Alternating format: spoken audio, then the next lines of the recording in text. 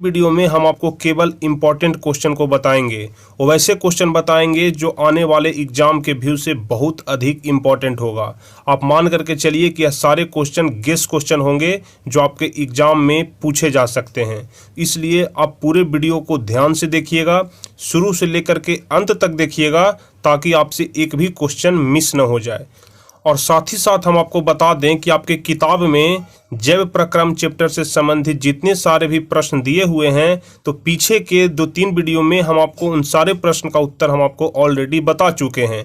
तो यदि आप किताब के सारे प्रश्न देखना चाहते हैं, उसके उत्तर देखना चाहते हैं तो प्लेलिस्ट में जा कर के आप सारे वीडियो को देखिए, आपको बहुत ही बेहतर तरीके से समझ में आएगा। लेकिन फिलहाल हम लोग इस वीडियो को देखेंगे। तो चलिए हम वीडियो को शुरू करते हैं और आपको बारी बारी से एक एक प्रश्न का उत्तर बताते हैं।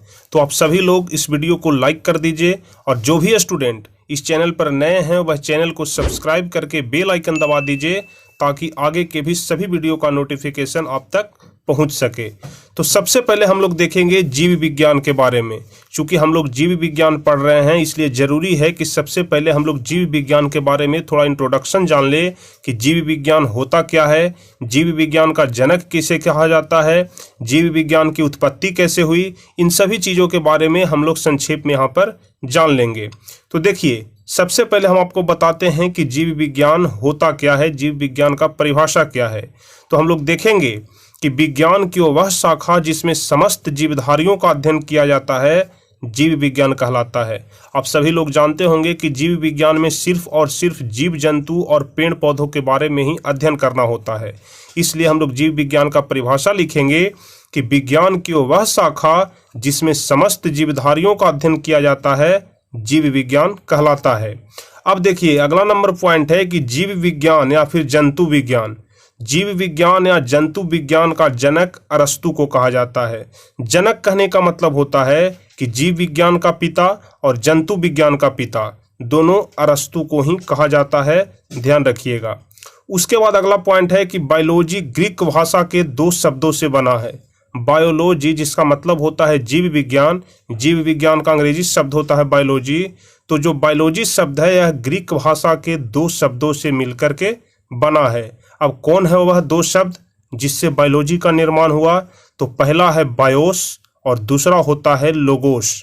तो बायोस और लोगोस यही 2 शब्द हैं ग्रीक भाषा के जिनको मिला करके बायोलॉजी शब्द को बनाया गया, जिसमें बायोस का मतलब होता है लाइफ जिसको हिंदी में जीवन बोलते हैं और लोगोस का मतलब होता है स्टडी जिसको हिंदी में अध्ययन बोलते हैं। तो कहने का मतलब हुआ यदि हम लोग बायोस और लोगोस के अर्थ को मिला दें, जीवन और अध्ययन को मिला दें, तो कहने का मतलब हुआ कि जीवन के बारे में अध्ययन करना ही बायोलॉजी कहलाता है। इसी चीज़ को हम लोग यहाँ पर अंग्रेजी में लिखेंगे कि the study of life is called biology. ठीक है, ध्यान रखिएगा, the study of life is called biology, यानी कि जीवन के बारे में अध्ययन करना ही बायोलॉजी कहलाता है। अब देखिए यहाँ पर एक पॉइंट लिखा हुआ है जो कि बहुत ज़्यादा इम्पोर्टेंट है। बायोलॉजी शब्द का पहला प्रयोग फ्रांस के वैज्ञानिक लेमार्क ने 1801 ईस्वी में किया था। तो आप लोग ध्यान रखिएगा, बायोलॉजी शब्द का सबसे पहला प्रयोग फ्रांस के वैज्ञानिक लेमार्क ने 1801 ईस्वी में किया था। तो यही इतना इंट्रोडक्शन था, इतना जानकारी था, बेसिक जानकारी था बायोलॉजी के बारे में, जो कि हम आशा करते हैं आप समझ चुके होंगे। अब हम लोग यहाँ से देखेंगे जो मुख्य आपका जो पार्ट है या जो चैप्टर है जैव प्रक्रम, जिसको अंग्रेजी में बोला जाता है लाइफ प्रोसेस। इसके बारे में हम लोग जानेंगे और इसमें कौन कौन से ऑब्जेक्टिव क्वेश्चन हैं जो आपके एग्जाम में पूछे जा सकते हैं, उन सारे प्रश्न के बारे में भी हम आपको बताएंगे। तो चलिए सबसे पहला नंबर प्रश्न हम लोग देखेंगे कि सजीवों के प्रमुख लक्षण को लिखिए। सजीवों में कौन कौन से लक्षण पाए जाते हैं, कौन कौन से सजीवों के प्रमुख लक्षण हैं, उसके बारे में लिखना है। तो हमें लगता है कि करीब करीब आप सभी लोगों को इस प्रश्न का उत्तर मालूम होगा कि सजीवों के प्रमुख लक्षण क्या क्या होते हैं। तो देखिए हम आपको बताते हैं कि सजीवों के प्रमुख लक्षण कौन कौन से होते हैं। सबसे पहला होता है कि सजीव जो होते हैं वह भोजन ग्रहण करते हैं, चाहे पेड़ पौधा हो चाहे जीव जंतु हो, अगर सजीव हैं तो वह भोजन ग्रहण करेंगे। इसलिए सबसे पहला लक्षण होगा कि सजीव भोजन ग्रहण करते हैं। दूसरा है कि सजीव सांस लेते हैं, जीव जंतु भी सांस लेते हैं और पेड़ पौधे भी सांस लेते हैं। जीव जंतु ऑक्सीजन गैस लेते हैं और जो पेड़ पौधे होते हैं वह कार्बन डाइऑक्साइड गैस लेते हैं। चलिए अगला होता है कि जो सजीव होते हैं वह उत्सर्जन करते हैं, ठीक है। उसके बाद चौथा होता है कि जो सजीव होते हैं वह वृद्धि करते हैं, और उसके बाद सबसे लास्ट होता है कि जो सजीव होते हैं वह गति करते हैं। तो आप सभी लोग ध्यान रखिएगा, यही 5 लक्षण होते हैं जो सजीव में पाए जाते हैं। पहला भोजन ग्रहण करते हैं, दूसरा सांस लेते हैं, उत्सर्जन करते हैं, वृद्धि करते हैं, और 5वां होता है कि वह गति करते हैं। चलिए अब अगला नंबर क्वेश्चन को हम लोग देखेंगे। तो क्वेश्चन कह रहा है कि जैव प्रक्रम क्या है। जैव प्रक्रम जो है आपके चैप्टर का भी नाम है, तो इसी के बारे में पूछ रहा है कि जैव प्रक्रम क्या है। यह क्वेश्चन वीवीआई क्वेश्चन है, यानी कि वेरी वेरी इंपॉर्टेंट क्वेश्चन है। हमेशा लघुतरीय प्रश्न में यह प्रश्न पूछा जाता है। तो देखिए इसका जवाब हम लोग जानेंगे कि जीवों में संपन्न होने वाली वे सभी क्रियाएं जो सम्मिलित रूप से अनुरक्षण का कार्य करती है जैव प्रक्रम कहलाती है। आप लोग ध्यान से इस परिभाषा को देखिएगा और समझिएगा। जीवों में संपन्न होने वाली वे सभी क्रियाएं जो सम्मिलित रूप से अनुरक्षण का कार्य करती है जैव प्रक्रम कहलाती है। जैसे कौन कौन सा कार्य होता है, जिसमें पोषण हो जाता है, श्वसन हो जाता है, उत्सर्जन हो जाता है इत्यादि। तो जैव प्रक्रम का परिभाषा और उदाहरण आप लोग याद रखिएगा। जीवों में संपन्न होने वाली वे सभी क्रियाएं जो सम्मिलित रूप से अनुरक्षण का कार्य करती है जैव प्रक्रम कहलाती है, जैसे पोषण, श्वसन, उत्सर्जन इत्यादि। चलिए अगला नंबर क्वेश्चन हम लोग देखेंगे कि प्रकृति के आधार पर परपोषण कितने प्रकार के होते हैं। ठीक है, क्वेश्चन कह रहा है कि प्रकृति के आधार पर जो परपोषण होता है वह कितने प्रकार का होता है। तो इसका आंसर हो जाएगा कि प्रकृति के आधार पर परपोषण 3 प्रकार के होते हैं, या फिर प्रकृति के आधार पर परपोषण को 3 भागों में बांटा गया है। पहला होता है परजीवी। ठीक है, तो सबसे पहले हम लोग देखेंगे परजीवी के बारे में कि परजीवी पोषण क्या होता है। तो हम लोग परजीवी पोषण का परिभाषा देखेंगे कि 2 जीवों के बीच परस्पर वैसा संबंध। ठीक है, 2 जीवों के बीच परस्पर वैसा संबंध जिसमें एक जीव को लाभ होता है और दूसरे जीव को हानि होता है, उसी को हम लोग परजीवी कहते हैं। अब यहाँ पर लिखा हुआ है कि एक जीव को लाभ होता है और दूसरे जीव को हानि होता है। तो यह कैसे संभव है कि एक जीव को लाभ हो रहा है तो दूसरे जीव को हानि हो रहा है। इसका कहने का मतलब हम आपको उदाहरण से समझाते हैं कि जैसे यहाँ पर उदाहरण दिया गया है भैंस और जोंक। ठीक है, जोंक जो होता है यहाँ पर परजीवी प्राणी होता है। कहने का मतलब कि जोंक अपना भोजन खुद तैयार नहीं करता, बल्कि वह क्या होता है कि जब भैंस मवेशी जो होता है, भैंस या फिर किसी प्रकार का कोई भी मवेशी, जब उसको पानी में धोते हैं तो जोंक पानी में रहता है, वह भैंस के शरीर के साथ चिपक जाता है और चिपक कर क्या करता है कि वह भैंस के शरीर से खून चूसना शुरू कर देता है। तो यह जो जोंक हो गया, यह भैंस का खून चूस रहा है। तो यहाँ पर जोंक को तो लाभ हो रहा है, लेकिन भैंस को हानि हो रहा है कि उसका खून चूसा जा रहा है। तो इसी को यहाँ पर कहा जा रहा है कि 2 जीवों के बीच परस्पर वैसा संबंध जिसमें एक जीव को लाभ होता है और दूसरे जीव को हानि होता है, उसी को हम लोग परजीवी कहते हैं। जैसे आप लिख सकते हैं भैंस और जोंक। अब हम लोग आगे देखेंगे कि जो परजीवी होते हैं वह मुख्यतः 2 प्रकार के होते हैं। ठीक है, जो परजीवी होते हैं वह मुख्यतः 2 प्रकार के होते हैं। पहला होता है बाह्य परजीवी और दूसरा होता है अंतः परजीवी। तो बाह्य परजीवी क्या होता है और अंतः परजीवी क्या होता है, इसके बारे में हम लोग अब विस्तार से जानेंगे कि बाह्य परजीवी किसे कहते हैं और अंतः परजीवी किसे कहते हैं। तो सबसे पहले हम लोग देखेंगे बाह्य परजीवी को। तो हम लोग बाह्य परजीवी में देखेंगे कि परजीवी का वह रूप जिसमें जीव किसी दूसरे जीव के शरीर के बाहरी भाग से पोषण प्राप्त करता है। आप लोग ध्यान से इसे समझिएगा कि परजीवी का वह रूप जिसमें कोई भी जीव होता है जो किसी दूसरे जीव के शरीर के बाहरी भाग से पोषण प्राप्त करता है। बाहरी भाग से पोषण प्राप्त करने का मतलब समझिए आप यहाँ पर उदाहरण के द्वारा, जैसे जो मच्छर हो गया, वह मच्छर क्या करता है कि जब रात में आदमी सोया हुआ रहता है तो उसके शरीर से वह खून चूसता है। तो वह शरीर के अंदर घुस करके तो नहीं चूसता है, वह शरीर के बाहर से ही वह खून चूसता है। उसी प्रकार से जू हो गया, यानी कि जू जो माथे में पाया जाता है बालों के बीच, चीज, वह जू भी क्या करता है, मानव के शरीर से खून चूसता है। वह शरीर के अंदर से तो नहीं चूसता है, बाहर से ही चूसता है। उसी प्रकार से खटमल हो गया, रात को आप सोने जाते होंगे तो वह आपके बिस्तर में घुसा हुआ रहता है, आपके शरीर से वह खून चूसने लगता है। तो यह जितने सारे भी प्राणी हो गए, जीव जंतु हो गए, वह क्या करता है कि दूसरे जीव के बाहरी भाग से, दूसरे जीव के शरीर से बाहरी भाग से वह अपना पोषण प्राप्त करता है। वह पोषण किसी दूसरे जीव के बाहरी भाग से पोषण प्राप्त करता है।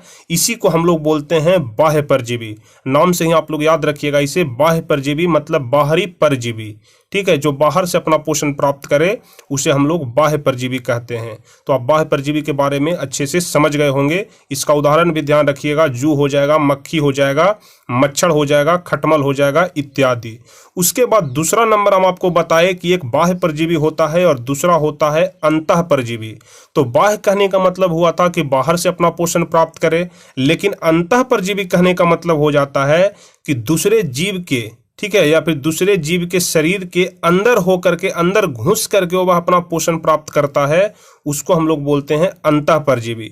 तो इसका परिभाषा हम लोग लिखेंगे कि परजीवी का वह रूप जिसमें जीव किसी दूसरे जीव या शरीर के अंदर से अपना पोषण प्राप्त करता है, अंतः परजीवी कहलाता है। अब कौन कौन से ऐसे जीव होते हैं जो किसी दूसरे जीव के शरीर के अंदर घुस करके अपना पोषण प्राप्त करते हैं? तो उसमें हो जाता है फीता कृमि, गोल कृमि, hook worm, tape worm, Entamoeba, histolytica इत्यादि। यह सभी जो जीव होते हैं वह दूसरों जीवों के शरीर के अंदर घुस करके अपना पोषण प्राप्त करते हैं। इसलिए इन सारे जीव को अंतः परजीवी जीव के अंतर्गत रखा गया है। तो आप लोग बाह्य परजीवी और अंतः परजीवी दोनों को ध्यान से याद कर लीजिएगा। अब देखिए, हम आपको बताए थे कि जो परपोषण होता है उसके 3 भाग होते हैं। पहला तो हम आपको बताए थे परजीवी, उसके बाद दूसरा हम आपको बता रहे हैं कि मृतोपजीवी होता है। पहला आप ध्यान रखिएगा, 3 प्रकार के हम आपको परपोषण के बारे में बताए थे। पहला बताए परजीवी, दूसरा यहाँ पर होता है मृतोपजीवी और तीसरा होता है प्राणी समपोषी।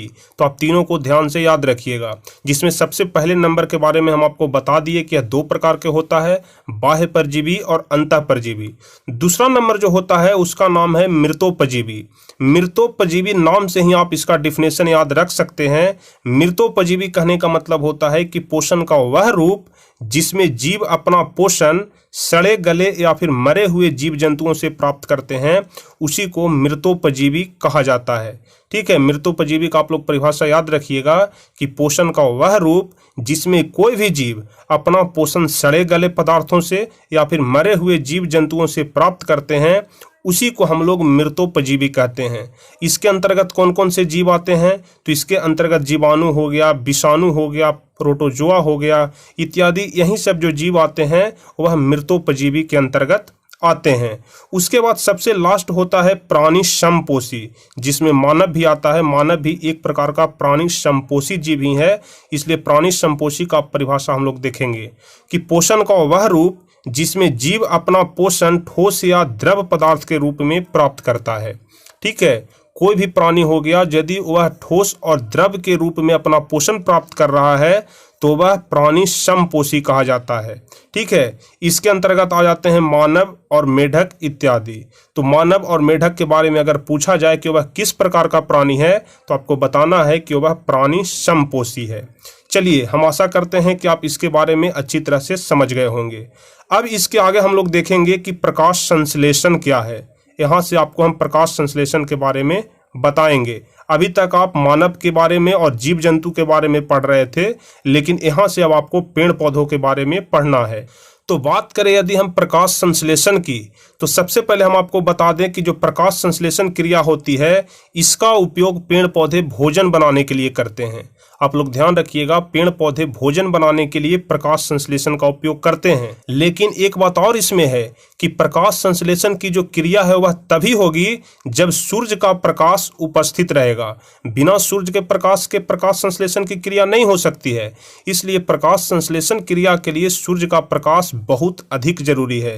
तो आपसे क्वेश्चन में भी यही पूछ रहा है कि प्रकाश संश्लेषण क्या है। पहला नंबर तो आपसे यही पूछ रहा है कि प्रकाश संश्लेषण क्या है, और उसके बाद क्वेश्चन को पूछ रहा है कि प्रकाश संश्लेषण की क्रिया में सूर्य का प्रकाश आवश्यक होता है।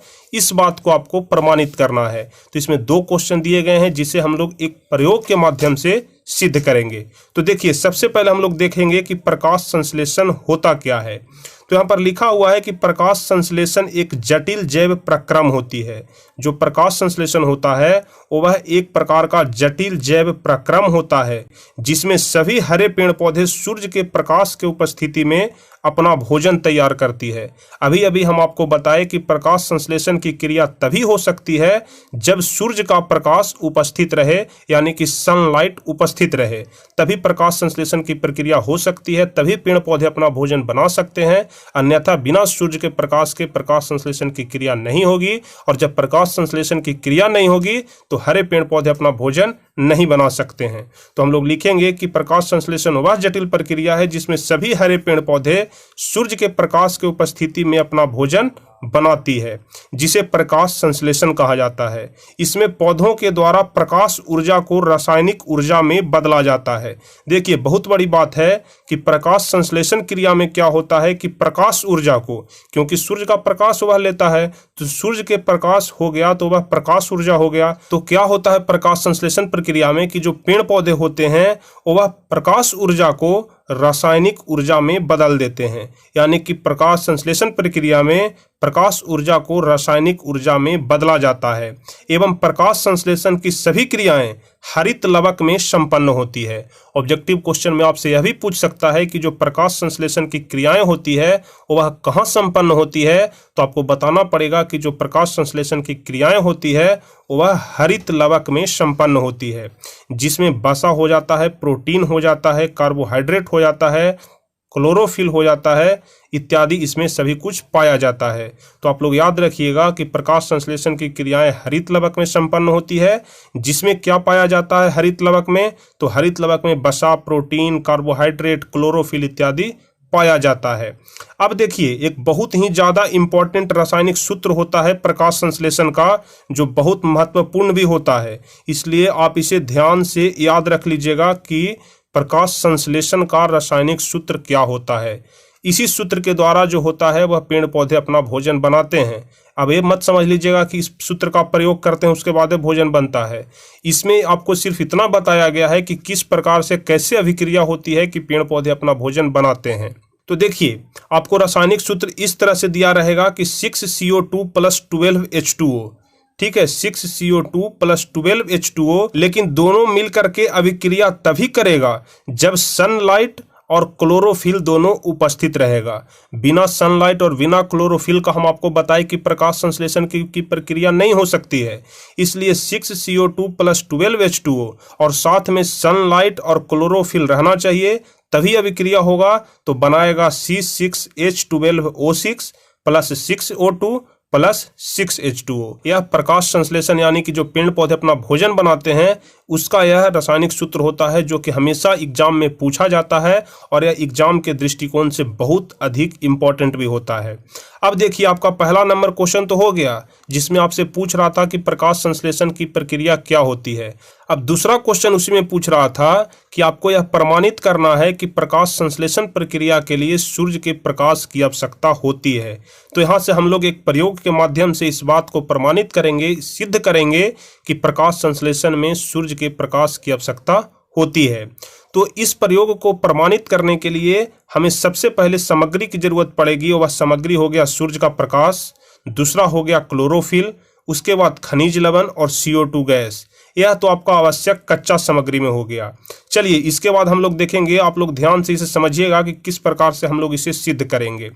उसके बाद देखिए, कह रहा है कि प्रकाश संश्लेषण की क्रिया के लिए सूर्य का प्रकाश अति आवश्यक है। इस बात को प्रमाणित करने के लिए प्रमुख सामग्री की जरूरत पड़ेगी, जो सामग्री का लिस्ट आपको नीचे यहाँ पर दिया गया है कि इस प्रयोग को लिए, मतलब कि प्रकाश संश्लेषण क्रिया के लिए सूर्य का प्रकाश आवश्यक है।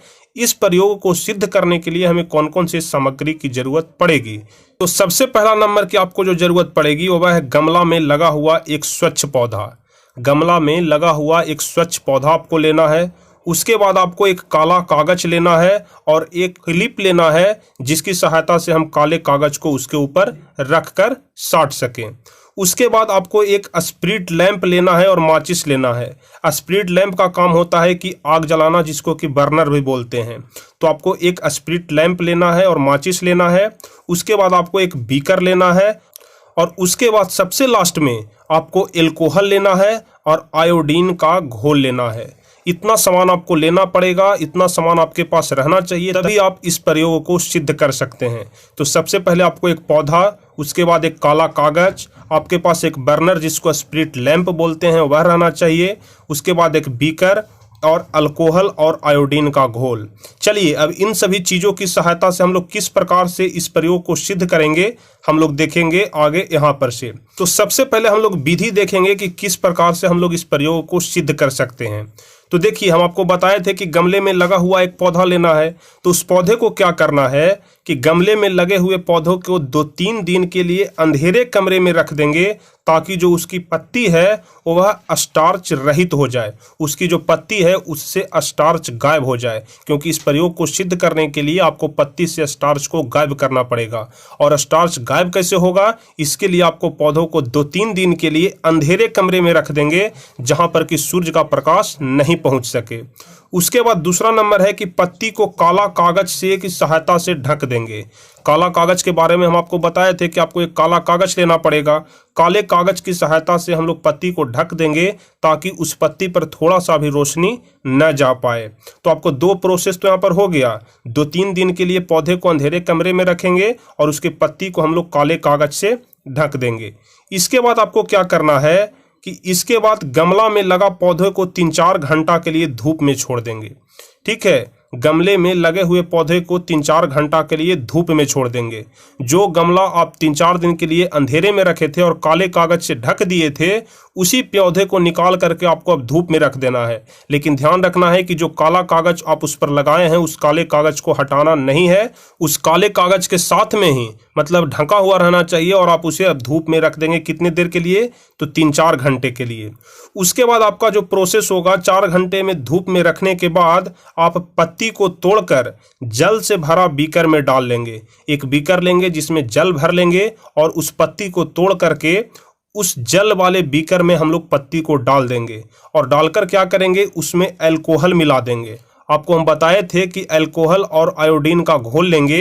तो क्या करेंगे कि उस पत्ती को बीकर में डालेंगे, जल से भरे हुए बीकर में, उसमें हम लोग अल्कोहल मिला देंगे और फिर उसको हम लोग गर्म करना शुरू करेंगे। आपको हम एक एक स्टेप बहुत ही आसानी से, बहुत ही सरल भाषा में बता रहे हैं। आप लोग इसे समझिएगा ध्यान से, क्योंकि यह जो प्रयोग है आप क्वेश्चन बैंक उठा करके देखिएगा, बहुत बार यह प्रश्न पूछा जा चुका है। आपके लिए बहुत अधिक महत्वपूर्ण प्रश्न है, यह हमेशा 5 नंबर का पूछा जाता है। तो आप यदि इसे समझ लेते हैं अच्छे तरीके से, तो आपका 5 नंबर आपके एग्जाम में कन्फर्म हो जाएगा। इसलिए आप लोग इसे ध्यान से समझिएगा। क्या करेंगे कि जल से भरे हुए बीकर में उस पत्ती को डाल देंगे और उसमें अल्कोहल मिला देंगे और फिर उसे गर्म करेंगे। अब क्या करना है आपका 5वां स्टेप, कि जब वह अच्छी तरीके से गर्म हो जाएगा तो पत्ती को बाहर निकाल करके साफ पानी से धो लेंगे। पत्ती को हम लोग बाहर निकाल देंगे, जो गर्म पानी में अल्कोहल मिला हुआ था उससे हम लोग पत्ती को बाहर निकालेंगे और उसे अच्छे से साफ पानी से धो देंगे, ठंडे पानी से। उसके बाद आपका अब क्या है 6ठा नंबर, कि अब इस पत्ती पर आयोडीन का घोल डालेंगे।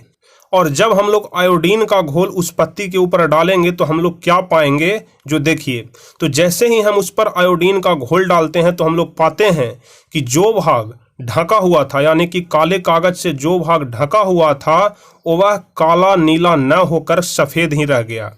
ठीक है, जो भाग काले कागज से ढका हुआ था वह भाग काला नीला नहीं हुआ, बल्कि वह सफ़ेद हो गया। और जो भाग शेष काला नीला हो गया, मतलब कि जो भाग ढका हुआ नहीं था वह काला नीला हो गया। मतलब कि जो ढका हुआ था और जो नहीं ढका हुआ था, तो जो पत्ती का रंग है वह 2 भागों में बंट गया। एक सफ़ेद हो गया आधा भाग, और जितना ढका हुआ नहीं था वह काला नीला हो गया। कहने का मतलब आप इस फिगर के द्वारा समझिए, जैसे यहाँ पर पत्ती है तो देखिए पत्ती में यहाँ पर से 2 भागों में बांटा गया है। एक साइड की तरफ काले कागज से ढका हुआ था और दूसरे साइड काले कागज से नहीं ढका हुआ था। तो जिस तरफ काले कागज से ढका हुआ था उस तरफ पत्ती का रंग सफ़ेद हो गया, और जिस तरफ नहीं ढका हुआ था उस तरफ पत्ती का रंग काला नीला हो गया। आपको इतना लिखने के बाद आपको यह फिगर बनाना पड़ेगा। नीचे यहाँ पर एक स्टैंड लिया गया है, इसके नीचे आपको बर्नर से आग लगाना है, बर्नर से आग जलाना है। उसके ऊपर एक बीकर में देख रहे हैं पानी और अल्कोहल मिलाया हुआ है। इसमें आपको पत्ती को पहले गर्म करना है, उसके बाद बाहर निकाल करके आपको यहाँ पर उस पर आयोडीन का घोल डालना है और यहाँ पर एक बीकर में हम लोग पेड़ पौधे को लगाएंगे। इसका आपको यहाँ पर ग्राफ बनाना पड़ेगा। इतना कुछ करने के बाद हम लोग इसका अब रिजल्ट लिखेंगे कि इस प्रयोग से क्या सिद्ध होता है। तो हम आपके ऊपर में बताए, अभी हम आपको ऊपर में बताए कि आधा पत्ती का रंग बदल जाता है और आधा सफेद हो जाता है और आधा काला नीला हो जाता है। तो इस प्रयोग से यही सिद्ध होता है कि प्रकाश संश्लेषण के लिए सूर्य के प्रकाश की आवश्यकता होती है। जो यह फोटो आप यहाँ पर बनाए हैं, इस फोटो को नीचे आप यहाँ पर लिख दीजिएगा कि अतः इस प्रयोग से सिद्ध होता है कि प्रकाश संश्लेषण के लिए सूर्य के प्रकाश की आवश्यकता होती है। बस यदि आप इतना लिख देते हैं तो समझिए कि आपका 5 में से 5 नंबर मिलेगा। ऐसा नहीं कि 5 में से कोई आपको 4 दे देगा। आप यदि इतने अच्छे से लिखेंगे तो आपको 5 का 5 नंबर मिल जाएगा। और ध्यान रखिएगा, हम बार बार बोल रहे हैं, यह क्वेश्चन बहुत अधिक इम्पोर्टेंट है। तो चलिए अब अगला नंबर क्वेश्चन हम लोग देखेंगे। तो अगला नंबर क्वेश्चन कह रहा है कि साबित करें कि प्रकाश संश्लेषण क्रिया के लिए क्लोरोफिल आवश्यक है। अभी हम आपको ऊपर में बताए कि प्रकाश संश्लेषण क्रिया के लिए सूर्य का प्रकाश आवश्यक है, इस बात को साबित करना है। यहाँ पर साबित करना है कि प्रकाश संश्लेषण क्रिया के लिए क्लोरोफिल आवश्यक है, जिसे कि हम लोग अगले वीडियो में देखेंगे। मतलब कि हम लोग इस क्वेश्चन के आगे जितने सारे भी क्वेश्चन बचे हुए हैं, इसे हम आपको अगले वीडियो में बताएंगे। तो फिलहाल हम इस वीडियो को यहीं पे समाप्त करते हैं। तो आपको यह वीडियो कैसा लगा आप हमें नीचे कमेंट में जरूर बताइए। यदि वीडियो आपको अच्छा लगा हो, पूरी बात आपको समझ में आ गई हो, आपको वीडियो पसंद आया हो, तो आप वीडियो को एक लाइक अवश्य करें। और जो भी स्टूडेंट इस चैनल पर नए हैं वह चैनल को सब्सक्राइब करके बेल आइकन दबा दीजिए, ताकि आगे के भी सभी वीडियो का नोटिफिकेशन आपको मिल सके। तो चलिए फिर मिलेंगे हम आपसे अगले वीडियो में। तब तक के लिए जय हिंद, धन्यवाद।